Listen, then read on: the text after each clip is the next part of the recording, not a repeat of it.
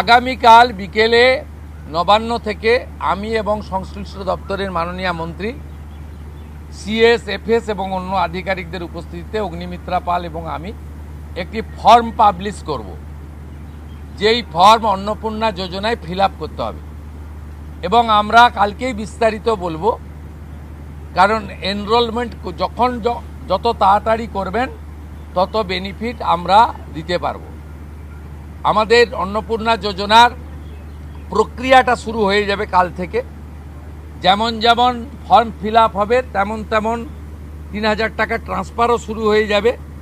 আর যতক্ষণ না ৩,০০০ টাকা ট্রান্সফার হচ্ছে, স্বাস্থ্যসাথী যেমন কন্টিনিউ রাখা হয়েছে আয়ুষ্মান ভারত কনভার্ট না হওয়া পর্যন্ত, এখানে আপনার লক্ষ্মী ভাণ্ডারকেও কন্টিনিউ করা হবে। বিস্তারিত কালকে আপনারা জানতে পারবেন, ফর্মের কপিও আপনারা কালকে পাবেন।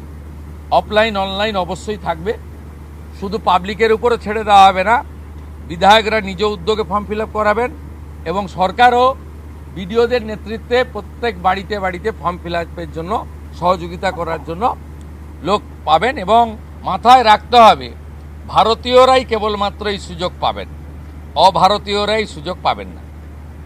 ভারতবর্ষের সরকারের টাকা বাংলাদেশ থেকে আসা অবৈধ অনুপ্রবেশকারীদের দেওয়ার জন্য নয়, এটা খুব ক্রিস্টাল ক্লিয়ার।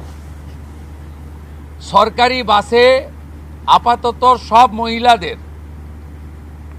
আমাদের ফ্রি সুযোগ তারা পাচ্ছেন আগামী সপ্তাহ থেকে। তো আগেই ক্যাবিনেট অনুমোদন দিয়েছে, এটা কার্যকর হচ্ছে।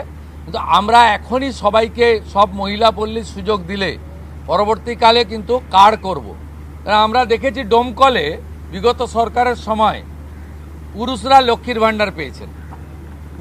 কেউ যদি মুখ মাথা চাপিয়ে রেখে শিলিগুড়ি থেকে এনবিএসটিসির ভলভো বাসে উঠলেন দীঘা আসবেন বলে, তিনি যদি বোরখা পরে চলে আসেন,